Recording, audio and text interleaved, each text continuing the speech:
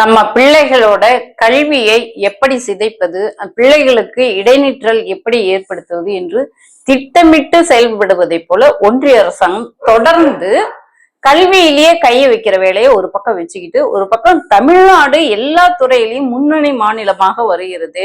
அதை எப்படி தடுப்பது என்று நிதி கொடுக்காம நிதி பற்றாக்குறையை ஏற்படுத்தி தமிழ்நாட்டு மக்கள் திமுக மேல வெறுப்பை ஏற்படுத்தணும் என்ற அந்த உணர்வோட செயல்பட்டு கொண்டிருக்கிறது.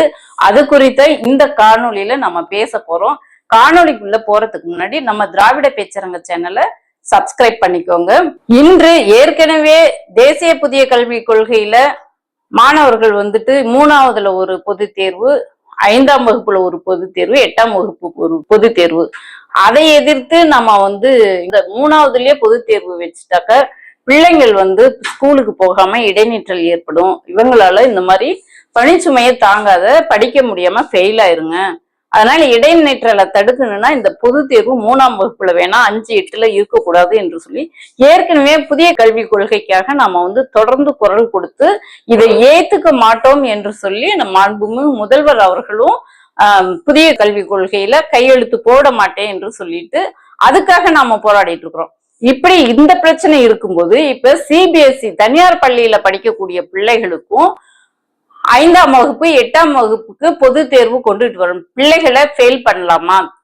படிக்காத பிள்ளைகளை, அதாவது 33 மார்க் கூட எடுக்க முடியாத பிள்ளைகளை ஃபெயில் பண்ணலாமா என்று பேரண்ட்ஸுங்க கிட்ட கருத்து கேட்டுட்டு இருக்காங்க. ஃபெயில் பண்ணா அனுமதி கொடுக்குமாறு கருத்து கேட்டு அதை நிறைவேற்றக்கூடிய ஒரு சூழலை உருவாக்கி இருக்கிறாங்க. ஒரு பக்கம் இதை செஞ்சுக்கிட்டு ஒரு பக்கம் கல்வித்துறைக்கு, விளையாட்டுத்துறைக்கு இந்த மாதிரி நிதி ஒதுக்குவது அதை குறைச்சிக்கிட்டே வராங்க. நம்ம தமிழ் மக்கள் திமுக அரசாங்கத்தின் மூலம் வெறுப்பு ஏற்படுத்தணும் என்பதற்காக இந்த மாதிரி திட்டமிட்டு செஞ்சிட்டு இருக்காங்க. இப்போ நம்ம கல்வியை குறித்து பேசலாம். இப்போ 5ஆம் வகுப்புலயும் 8ஆம் வகுப்புலயும் ஃபெயில் பண்ணிட்டாக்க இப்ப அரசு பள்ளியில படிக்காம எதுக்காக தனியார் பள்ளிக்கு சிபிஎஸ்இ ஸ்கூலுக்கு வராங்க? ஒருவேளை அரசு பள்ளியில தரமான கல்வி, அதாவது ஆங்கிலம் படிக்க முடியாது, சரளமா அங்க அரசு பள்ளியில படிச்சாக்கா ஆங்கிலம் படிக்க முடியாது, இப்ப கல்வி அறிவு அங்க வளர முடியாது. இந்த மாதிரி பல்வேறு பண வசதி படைத்தவர்கள்லாம் சிபிஎஸ்இ ஸ்கூல்ல படிச்சாக்க இந்திய அளவுல முன்னணியில இருக்கலாம் என்று சொல்லி கல்வி அறிவை வளர்த்துக்கிறதுக்காகவும் ஆங்கில அறிவை வளர்த்துக்கிறதுக்காகவும் தான் இப்படி ஒரு காரணத்தை சொல்லிக்கிட்டு சிபிஎஸ்இ ஸ்கூல்ல போய் படிக்கிறாங்க. ஆனா அந்த பள்ளியில படிக்கிறதுக்கு ஒரு வகுப்புக்கு லட்சக்கணக்கான பணம் செலவழிக்கப்படுகிறது. அப்படி பல லட்சங்களை செலவழிச்சு பிள்ளைங்களை சிபிஎஸ்இ ஸ்கூலுக்கு அனுப்பிவிட்டாக்க உங்களால 33 மார்க் கூட எடுக்க வைக்க முடியாத அளவுக்கு நீங்க பாடம் நடத்துனீங்கன்னா அதுக்கு எதுக்கு இத்தனை லட்சம் கொட்டி செலவழிச்சு படிக்க வைக்கணும்? ரெண்டாவது அந்த பிள்ளைங்களோட உளவியல் ரீதியான தாக்குதலை ஏற்படுத்துறாங்க. அந்த பிள்ளைங்களை போய் நெருக்கடி பண்றது. படிப்பு என்பது ரொம்ப முக்கியம்தான். அதுல 33 மார்க்குங்கிறது ரொம்ப சாதாரண விஷயம்.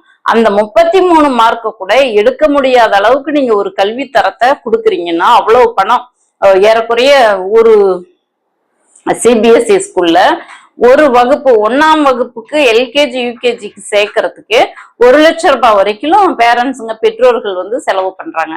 அப்படி லட்சக்கணக்குல செலவு பண்ணி அந்த டீச்சர்ஸுங்களுக்கு அவ்வளவு சம்பளம் வாங்கிக்கிட்டு பாடம் நடத்துறீங்க. உங்களால 33 மார்க் கூட எடுக்க வைக்க முடியல. எதுக்கு இந்த சிபிஎஸ்இ ஸ்கூல்னு ஒண்ணு இருக்கணும்? எதுக்கு அங்க படிக்க வைக்கணும்? அப்போ அதனாலதான் மாண்புமிகு கல்வித்துறை அமைச்சர் கேள்வி கேட்டிருக்காரு. உங்ககிட்ட கையெழுத்து கேட்டாக்க ஃபெயில் பண்றதுக்கு கையெழுத்து கேட்டாக்க கையெழுத்து போடாதீங்க. பிள்ளைங்களோட பாதியில இடைநிற்றல் ஏற்படுவதற்கு இதெல்லாம் ஒரு காரணமா இருக்கும். கையெழுத்து போடாதீங்க என்று சொல்லி மாண்புமிகு கல்வித்துறை அமைச்சர் அன்பில் மகேஷ் அவர்கள் கேள்வி கேட்டிருக்காரு. நம்ம ஏன் ஆல் பாஸ் என்ற ஒரு சிஸ்டமே கொண்டுட்டு வந்தோம்னா முதல்ல கலைஞர் தான் கொண்டுட்டு வந்தாரு. இப்ப 72, 80 காலகட்டத்துல படிச்சவங்க எல்லாம் அப்பெல்லாம் 6வதுல 2 வருஷம் ஃபெயில் ஆவாங்க. 6th, 7th, 5வது வரைக்கும் தான் அப்ப ஆல் பாஸ் இருந்தது. 6th, 7th, 8th எல்லாம் 2 வருஷம் 3 வருஷம் ஃபெயில் ஆயிட்டு அதுக்கப்புறம் ஸ்கூல் போகாம பாதியில இடைநிற்றல் ஆயிரும். பிள்ளைங்க போக மாட்டேன்னு இருவாங்க. ஒன்னும் ஃபெயில் ஆயிட்டமேன்னு வெக்கப்பட்டுட்டு போக மாட்டேன்னுவாங்க. இல்லைன்னா இத்தனை முறை ஃபெயில் ஆகி படிப்பு ஏறலன்னு சொல்லிட்டு பெற்றோர்களே பாதியில நிறுத்திடுவாங்க. அப்ப அந்த காலத்துல 70, 80 காலத்துல 90கள்லயும் அப்படிதான் இருந்தது. அப்ப படிச்ச பிள்ளைங்கலாம் பெரும்பாலும் 8ஆம் வகுப்பு 9ஆம் வகுப்பு இப்படிதான் பாதியில நின்ன பிள்ளைங்க அப்ப அதிகமா இருப்பாங்க. இதை தடுக்கிறதுக்கு தான் முத்தமிழறிஞர் கலைஞர் வந்துட்டு 9ஆம் வகுப்பு வரைக்குமே ஆல் பாஸ் போட்டு 10th வந்தோடனே பப்ளிக் எக்ஸாம் வச்சாரு. ஏன் அந்த 10th வரைக்கும் ஒரு அளவுகோல் வச்சாங்கன்னாக்க, அது வரைக்கும் சின்ன பிள்ளைங்களா விளையாட்டுத்தனமா இருக்கிற பிள்ளைங்க ஒரு 10th வயசு வந்து ஓரளவுக்கு மெச்சூரிட்டியான வயசு. படிப்புன்னா கல்வியோட தரம் என்ன, அதனுடைய பயன்பாடு என்ன என்று உணர்ந்து படிக்கக்கூடிய வயசு. அதனால அப்ப வந்து பிள்ளைங்க தானா புரிஞ்சுக்கிட்டு படிக்க அவங்க வந்து முன் வருவாங்க. அப்படிங்கிறதுனாலதான் இந்த 10ஆம் வகுப்பு வரை பப்ளிக் எக்ஸாம் என்று ஆல் பாஸ், 9ஆம் வகுப்பு வரை ஆல் பாஸ் என்று கொண்டுட்டு வந்தாரு. ஆனால் அந்த தரத்துவே அந்த இதவே சிதைக்கும் அளவுக்கு இன்னைக்கு அவர் கொண்டுட்டு வந்ததுக்கு அப்புறம் தான் எல்லாரும் இன்னைக்கு வந்து டிகிரி வாங்காதவங்களே யாரும் கிடையாது. எல்லாரும் மேல்நிலை பள்ளி போய் கல்லூரிக்கு போக ஆரம்பிச்சிட்டாங்க. அப்போ எல்லாம் படிச்சவங்களா இருக்கும்போது இவங்க எப்படி படிக்கிறத தடுக்கிறது என்று, இவங்க படிக்கிறத தடுத்தாதான் இவங்க இந்த ஒன்றிய அரசாங்கம் இந்த பணக்காரங்களுக்கும் மேல்சாதிக்காரங்களுக்குமான ஒரு அரசியலவே தான் தொடர்ந்து பண்ணிட்டு இருக்காங்க. எப்படி தடுக்கிறதுக்கு இந்த மாதிரி வந்து எக்ஸாம் 3ஆம் வகுப்பு, 5ஆம் வகுப்பு, 8ஆம் வகுப்பு, இப்ப அரசு பள்ளியை தொடர்ந்து சிபிஎஸ்இ ஸ்கூலுக்கும் கொண்டுட்டு வந்துட்டாங்க. இது ஒரு பக்கம் இருந்தாலும் அடுத்தது வந்துட்டு துறைகளுக்கு நிதி ஒதுக்குவது. ஏற்கனவே வந்து ஊரக வேலை வாய்ப்பு 100 நாள் வேலை திட்டத்துல அதுக்கு வந்து 400 கோடிக்கு மேல நிதி ஒதுக்காம அது அப்படியே பெண்டிங்ல கிடப்புல இருக்குது, அதுவும் ஒதுக்காம இருக்காங்க. அதே போல இந்த ஜிஎஸ்டில பலாயிரம் கோடி கொடுக்காம அதையும் வச்சிட்டு இருக்காங்க. அப்படியே கொடுத்தாலும் வந்துட்டு வட மாநிலங்களுக்கு 1 ரூபாய்க்கு 3 ரூபாய் கொடுக்குறாங்க, நமக்கு வந்து 1 ரூபாய்க்கு 29 பைசா கொடுக்குறாங்க. அதுலயும் நிலுவையில நிறுத்தி வச்சுக்கிறாங்க.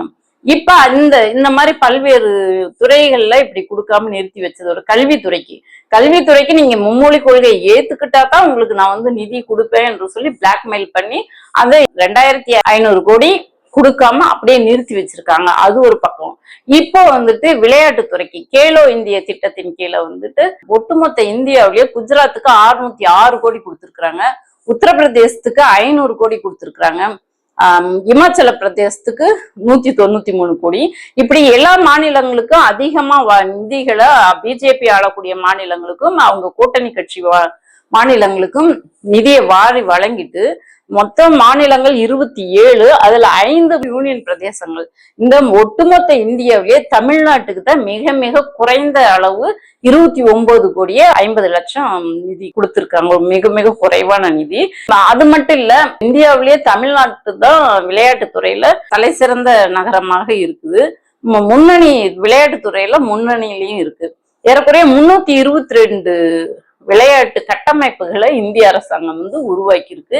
இதுல வந்து பிஜேபி ஆளும் மாநிலங்களுக்கும் அவங்க கூட்டணி கட்சிகளுக்கும் மட்டும்தான் இந்த கட்டமைப்பை உருவாக்குறதுக்கு ஒத்துழைப்பு கொடுத்து அதுக்குண்டான வேலையை செஞ்சுட்டு இருக்காங்க. மற்ற எதிர்கட்சி மாநிலங்களுக்கு எல்லாம் இந்த விளையாட்டுத்துறை கட்டமைப்பை உருவாக்குறதுக்கு எந்த ஒரு இது கொடுக்கல, சப்போர்ட்டும் பண்ணல.